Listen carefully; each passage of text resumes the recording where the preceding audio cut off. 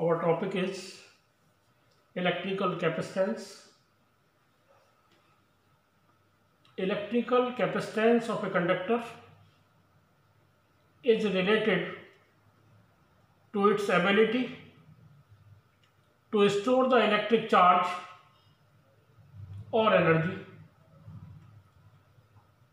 When a conductor is given some charge,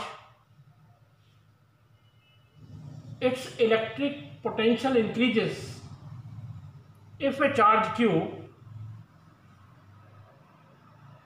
is given to the conductor, raises its potential by V, then it is found that the value of Q is directly proportional to V,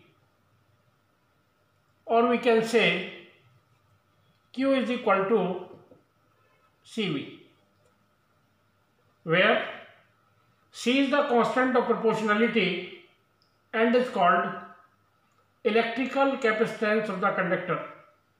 From this equation we can find C is equal to Q upon V.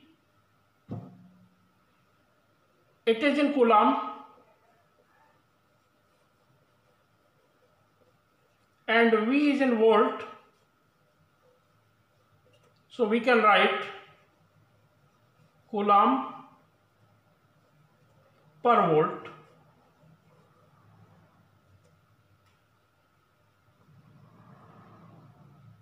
Electrical capacity of a conductor is numerically equal to the charge required to raise its potential by unity.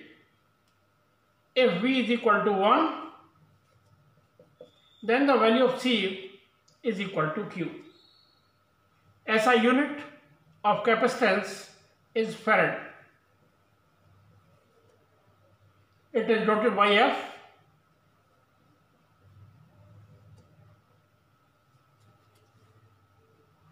It is denoted by F. F means farad.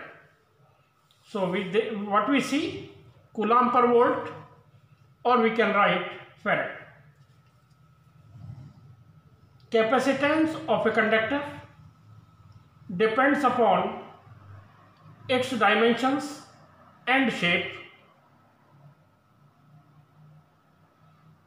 Capacitance of a conductor is independent of the amount of charge given to it. The capacitance of a conductor depends on the dimensions of a conductor and the nature of the surroundings.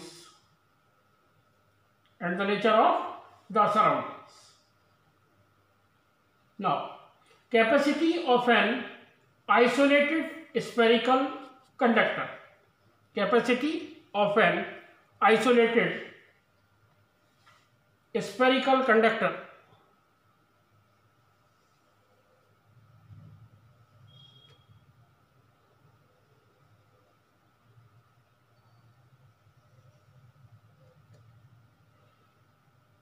Center O plus Q charge is given to it, radius R. It spreads uniformly on the outer surface of this spherical conductor.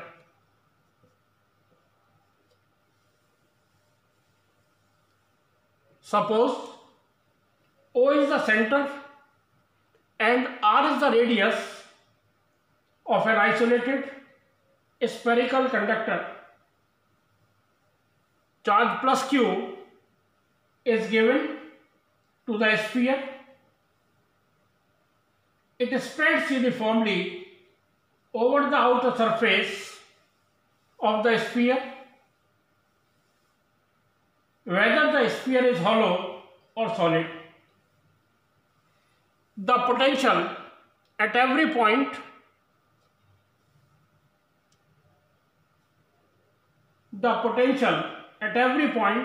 on the surface of the sphere is the same, and it is given by the value of V 1 upon 4 pi epsilon naught Q by R,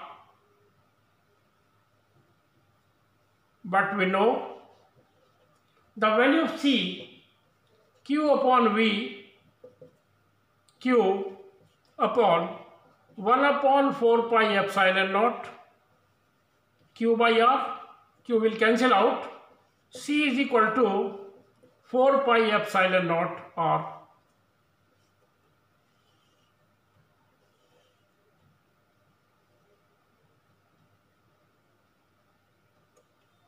When R is in meter, C is in farad. R is in meter, C is in farad.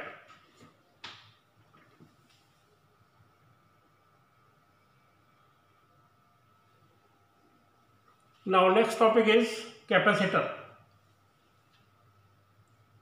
A capacitor is a system of two conductors separated by a dielectric. Even a single conductor also acts as a capacitor, for which the other conductor is situated at infinity. A capacitor is an arrangement for storing large amount of electric charge and hence electric energy in a small space. So these are the two plates.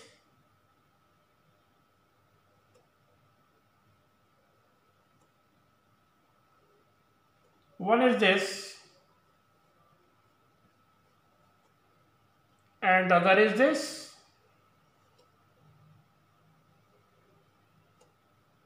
This is the plate A and this one is the plate B. The positive charge is given to the plate A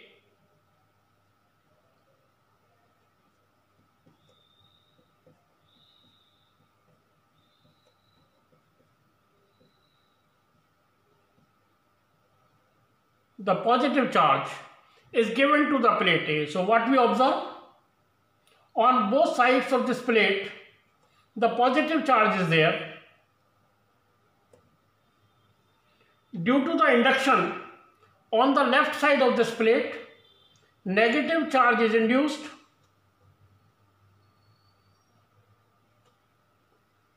On the left side of this plate, and positive charge is there on the right side of this plate. If the plate B is earthed, then the diagram will become like this.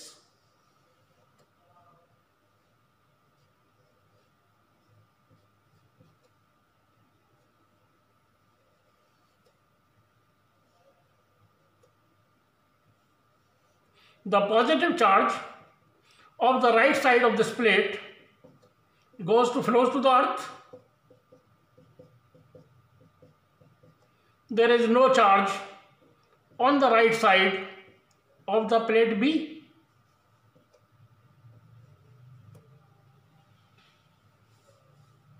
So finally, the plate A is positively charged and the plate B is negatively charged, and the electric field is set up.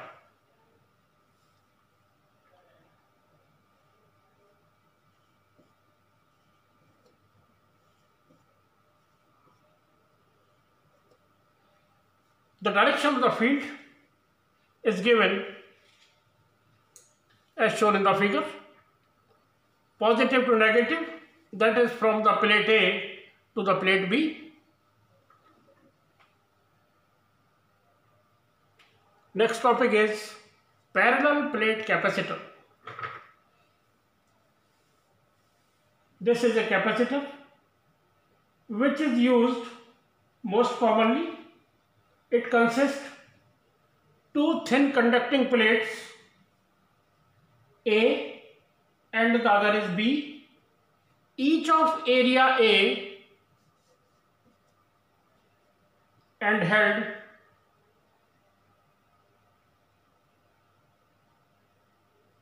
parallel to each other at a suitable distance d apart.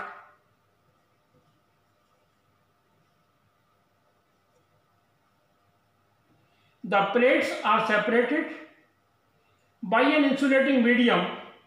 You can say it can be the paper, mica or glass, whatever it is. When a charge plus Q is given to the insulated plate A, then a minus Q charge is induced on the nearer face of the plate B. As the plate B is earthed, the charge plus Q is being free and flows to the earth.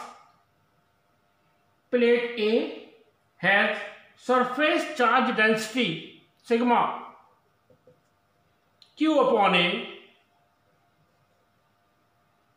and plate B has the surface charge density minus sigma, that is minus Q upon A. In the region between the plates separated by air or vacuum, we can find the electric field intensity, and in the region on left of the plate A and on the right of the plate B, the electric field E is equal to 0, because positive and negative will cancel out, and the only electric field intensity is in the region between the plates and is given by E is equal to sigma upon epsilon naught. The value of sigma 1 upon epsilon naught Q upon A. This electric field between the two plates is uniform throughout, and the potential difference V between the plates is given by V is equal to E into D. The value of E 1 upon epsilon naught Q upon A into D. This is the value V. The capacitance C of a parallel plate capacitor is given by C is equal to Q upon V. We write the value of Q. We write the value of V, Q upon 1 upon epsilon naught Q upon A into D. Q will cancel out. So C is equal to epsilon naught A upon D.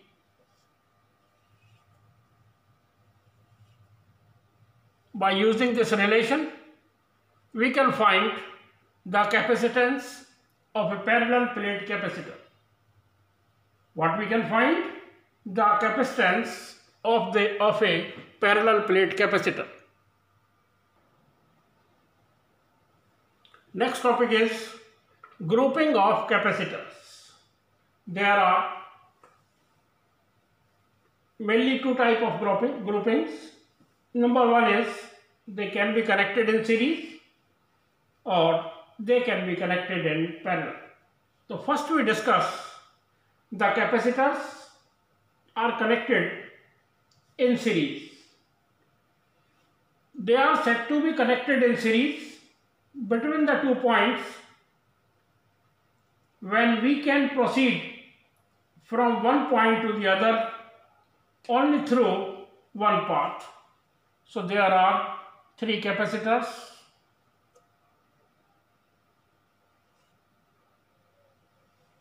One is this, other is this, and the third one is this.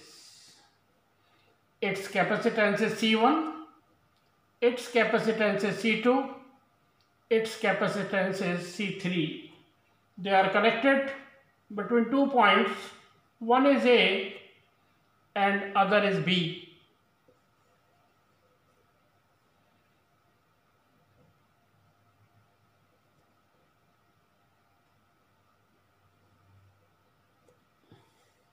When a plus Q charge is given to the first plate of the capacitor C1,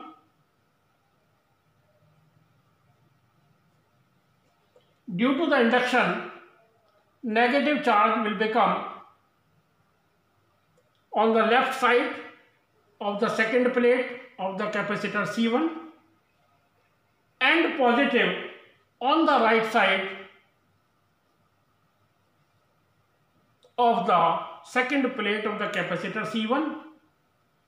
This charge flows towards C2, and on the first plate of C2 positive charge is there. Due to induction, negative charge is there on the second plate and on the left side of this plate. Again, on the right side of the second plate of C2, the positive charge flows towards C3, and positive is there, induction, negative charge is there, and this positive charge of the right side of this plate flows towards the earth.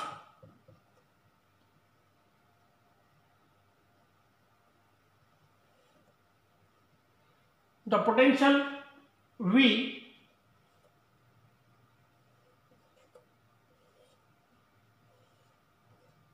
divides across C1, C2 and C3 according to their capacitance. Suppose V1 is the potential at C1, V2 is the potential at C2, and V3 is the potential at C3. So V1 is equal to Q upon C1, because the charge on C1 is Q and its capacitance is C1. So V1 is equal to Q upon C1, V2 Q upon C2, and V3 Q upon C3. If CS is the total capacitance of the combination, then the value of V is equal to Q upon CS. As total potential drop V across the combination is the sum of potential drops V1, V2, V3 across C1, C2, C3 respectively. Therefore, V is equal to V1 plus V2 plus V3, and the value of V, Q upon CS, Q upon C1, Q upon C2, Q upon C3. So Q is common. Q upon CS, 1 upon C1, 1 upon C2, 1 upon C3. Q will cancel out, and 1 upon CS, 1 upon C1, 1 upon C2, 1 upon C3.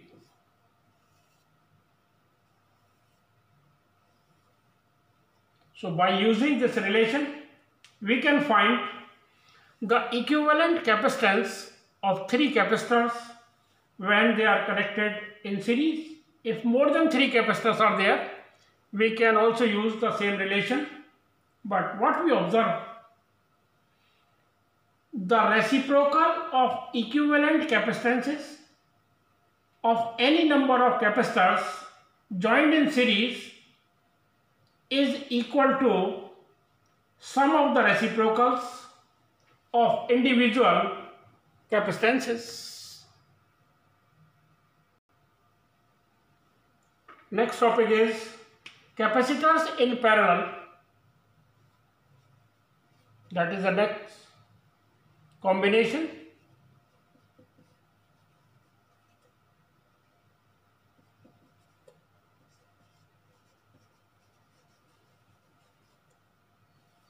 Capacitors in parallel. They are said to be connected in parallel between any 2 points if we can proceed from one point to the other along different paths. This is the first one. This is the second one.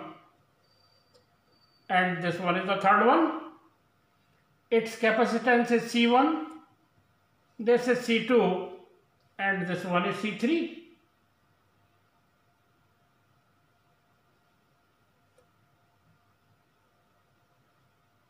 Their first plates are connected to the point A, and their second plates are connected to the point B. The point B is earth plus Q charge is given to the point A. As it flows through different paths, so it is different for all the capacitors.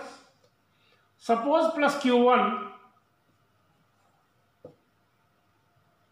is for the capacitor C1, plus Q2 is for C2, and plus Q3, this is for C3. So charge plus is there, positive charge due to the induction, negative is there, positive, negative, positive, negative. The charge on the right side of the second plate flows towards the earth. The potential V is same for all the capacitors.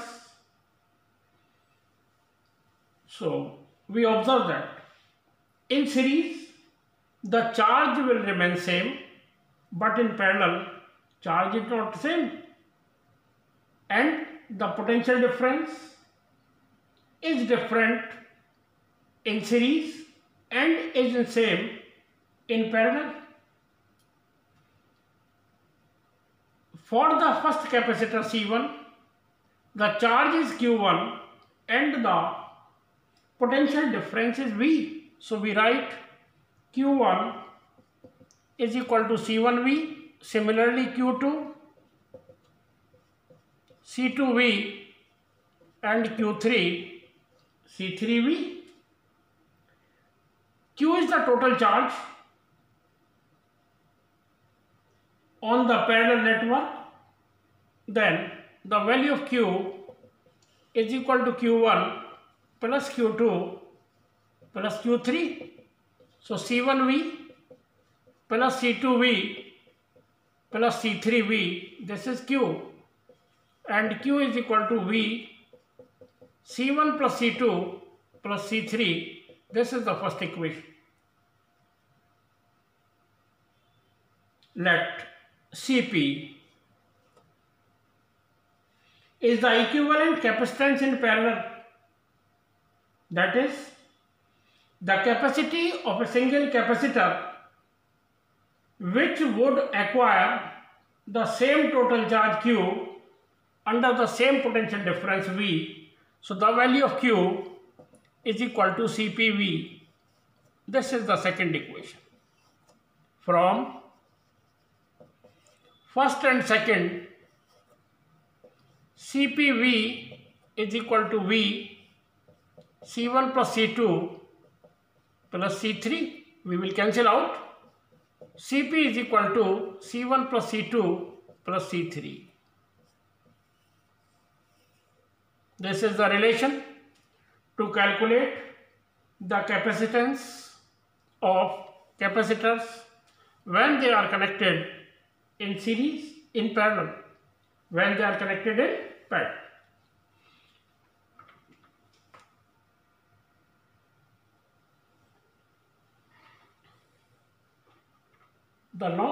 The next expression is energy stored in a capacitor.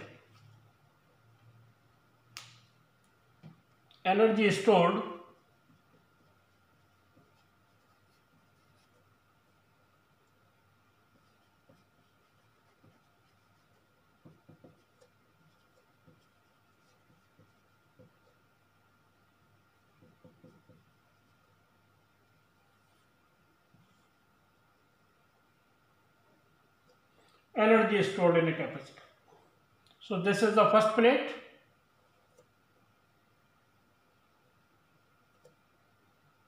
Second plate, Q dash is the charge,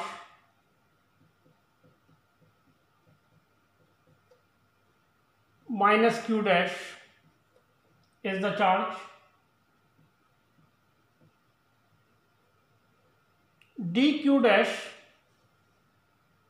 is the charge transferred from the plate 2 to plate 1.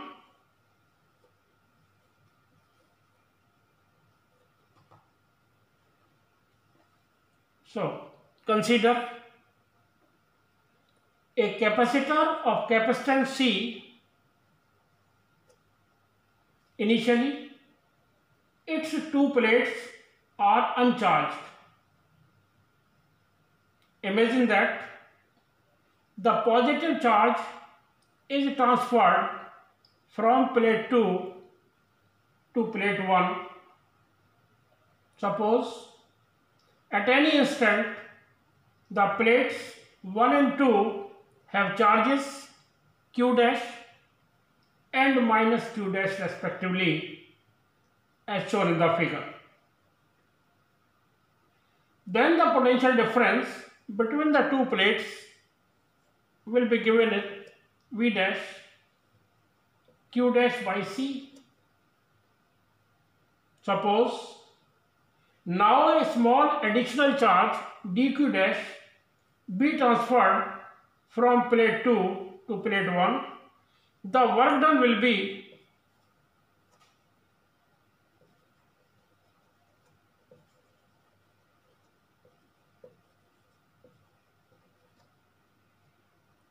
dW V dash dQ dash. This is dW Q dash upon C dQ dash. The total work done in transferring a charge Q from plate 2 to plate 1 will be integral dW 0 to Q dW 0 to Q dash upon C dQ dash 1 upon C 0 to Q dash dQ dash. So 1 upon C Q dash square upon 2 0 to Q, and W is equal to 1 upon C Q square by 2.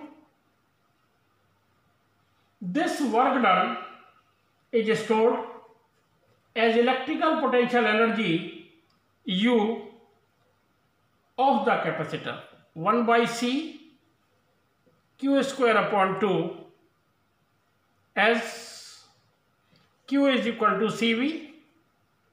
So U is equal to 1 upon C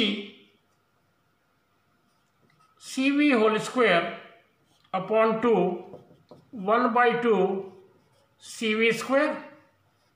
This is one more formula for the calculation of energy stored in a capacitor. This is the other relation. And third, we can also find the value of C, Q upon V. So U is equal to 1 upon Q upon V, Q square by 2, V upon Q, Q square by 2, Q will cancel out.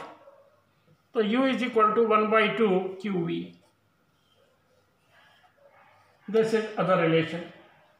So we have three relations to calculate the energy stored in a capacitor. Number 1, 1 upon C, Q square by 2.